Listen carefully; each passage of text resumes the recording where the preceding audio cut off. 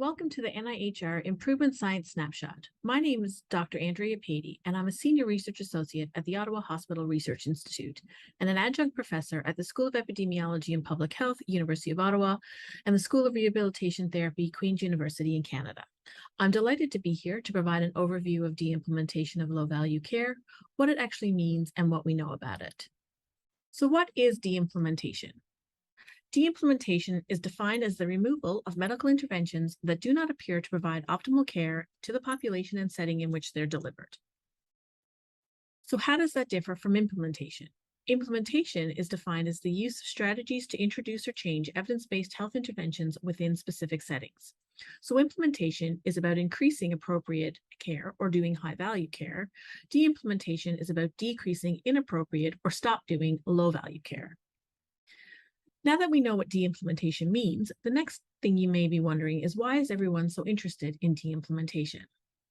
Well, there's a gap in the care that people receive.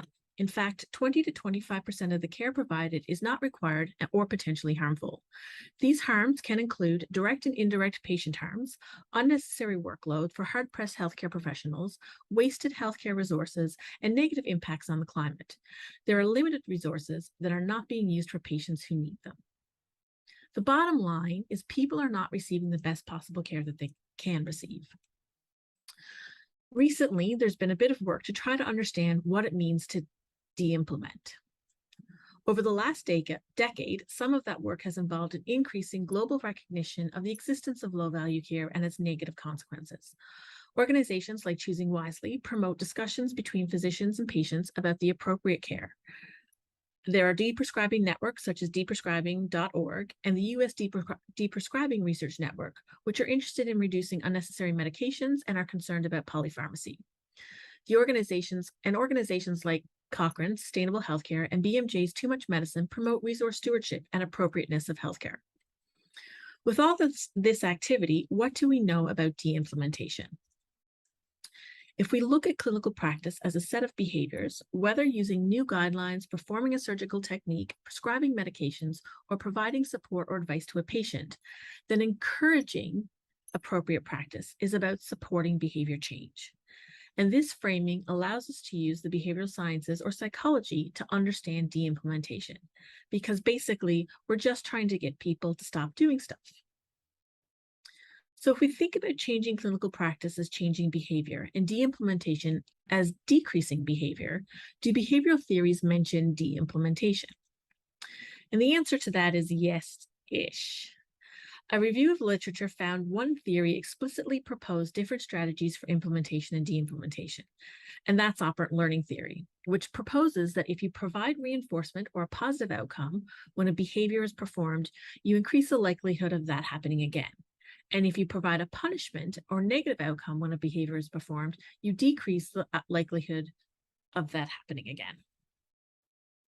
However, most behavioral theories don't explicitly propose different strategies for implementation and de-implementation, but they do suggest using theories along with a strategy of substituting a different behavior in to decrease the likelihood of doing the unwanted behavior. So we have the idea of punishment in operant learning theory and perhaps behavioral substitution as a potential strategy to use with theory. One thing we need to remember is that while the term may be relatively new, developed since 2012, de-implementation interventions are not novel concepts created in 2012. They have been termed quality improvement interventions, infectious disease control, and then health behaviors like smoking cessation or eating less fatty foods. So the next question is how have people designed de-implementation interventions? And are they already being designed differently? The answer to that question is maybe.